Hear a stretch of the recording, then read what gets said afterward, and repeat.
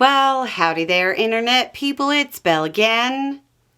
So today, we're going to talk about hope, doom, timelines, and Star Trek.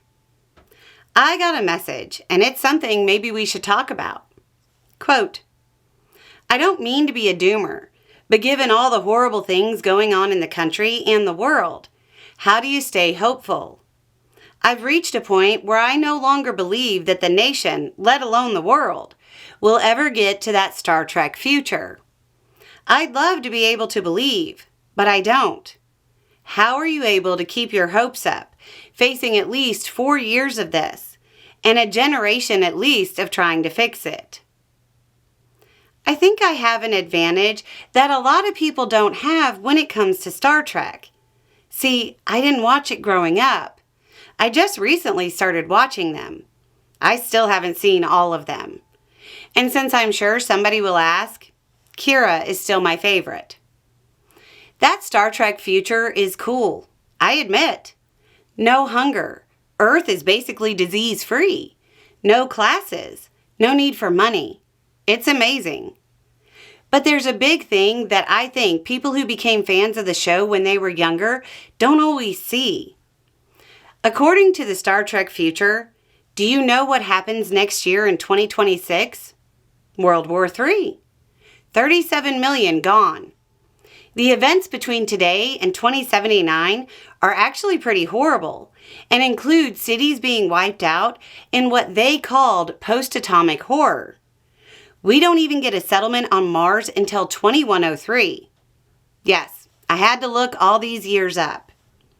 And if you follow the timeline along from there, it still has its ups and downs with devastating consequences for humanity.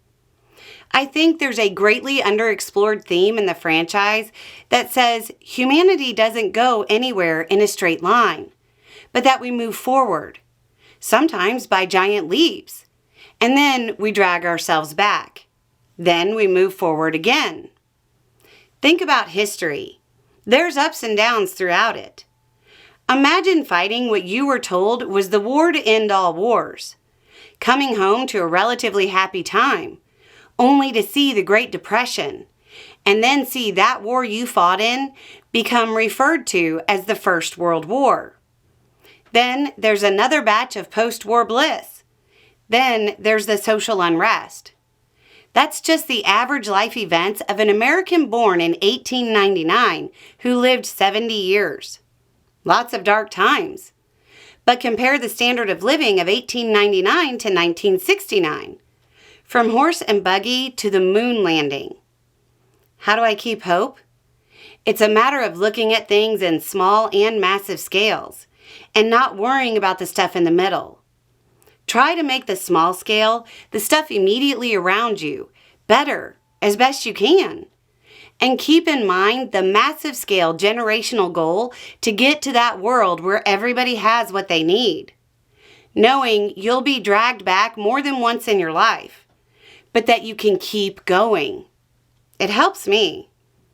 Then something that I know motivates people sometimes is simply considering the alternative. How do you keep hope? The alternative is to give up.